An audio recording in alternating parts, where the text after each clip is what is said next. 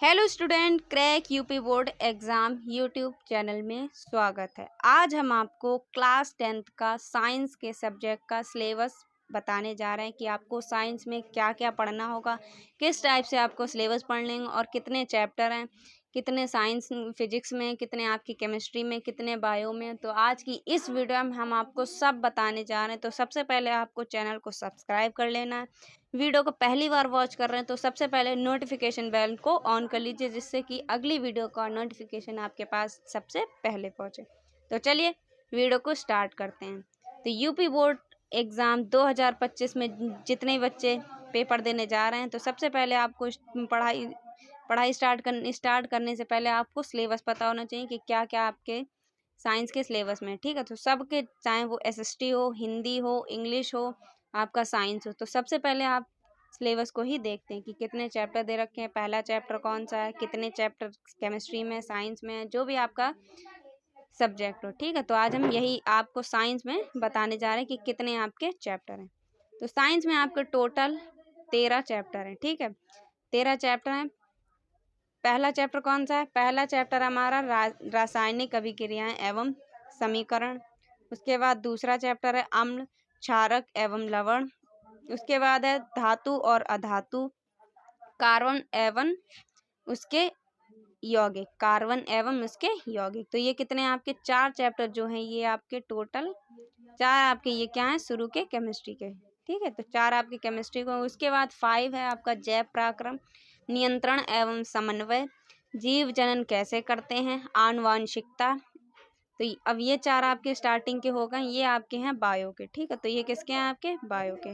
4 आपके केमिस्ट्री के हैं, 4 बायो के हैं और 4 ही आपके फिजिक्स के हैं। जो लास्ट वाला चैप्टर है हमारा पर्यावरण, पर्यावरण जो चैप्टर है वो ज़्यादा इम्पोर्टेंट नहीं है, बट वो एड बायो में ही आपके होता है। ठीक है, तो वो तो आप अगर मान के चलें तो आपके बायो के 5 चैप्टर होंगे। ठीक है, बायो के आपके कितने चैप्टर होंगे? 5 होंगे।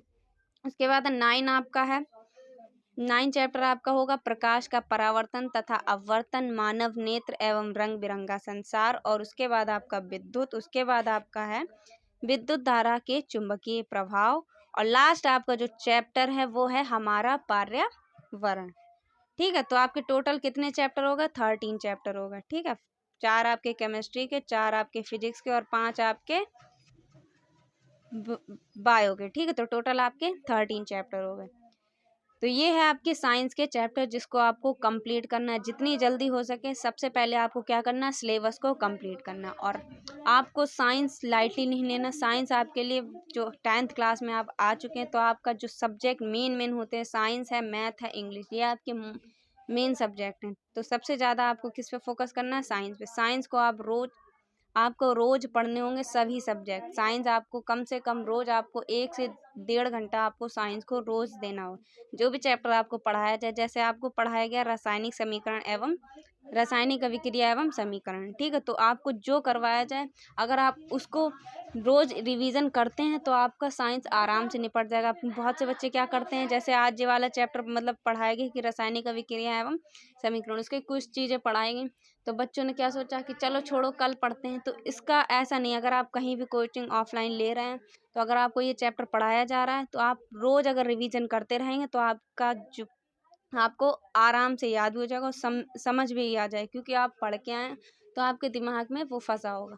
तो इसलिए अगर आप ऑफलाइन कोचिंग ले रहे हैं, आपको पढ़ाया जाए, तो आपको घर पे आके उसको उसी दिन रिवीजन करना होगा। इससे आपके दिमाग में वो चीज़ें बैठ जाएंगी। ठीक है, और रटने की ज़रूरत नहीं, चीज़ों को समझने की कोशिश कर, जैसे आपको समझाया जाए उसी टाइप से आप घर पे भी उसी टाइप से पढ़िए। ठीक है, तो रोज़ आपको 1 से 1.5 घंटा साइंस को देना है। और पहले आप थे 9th में, अब आ चुके हैं आप 10th में। 9th में क्या होता था, आपके क्लासरूम में होते होंगे 20 से 25 बच्चे होते रहेंगे, तो सिर्फ आप उसका सिर्फ 20 से 25 के बच्चों के बीच में आपका कंपटीशन होता है। अब आपके जो 10th का एग्ज़ाम है वो पूरे ही बोर्ड के बीच में होता है। तो जितने टोटल आपके जो हाई स्कूल में बच्चे बैठते हैं, वो बैठते होंगे 20, ऐसे समझो 15 से 20 लाख लोगों के बीच आपका कंपटीशन होगा। तो इसलिए सभी बच्चों को इस बार टारगेट बनाना है कि इस बार 95 प्लस लाना होगा। अब आपका 9th नहीं है, जो आपको सिर्फ क्लास में ही आपका कंपटीशन होगा, ये आपके बोर्ड का एक कंपटीशन है। तो इसलिए आपको सीरियस होकर एंड टाइम तक पढ़ना होगा। रोज़ आपको सेल्फ स्टडी करनी होगी।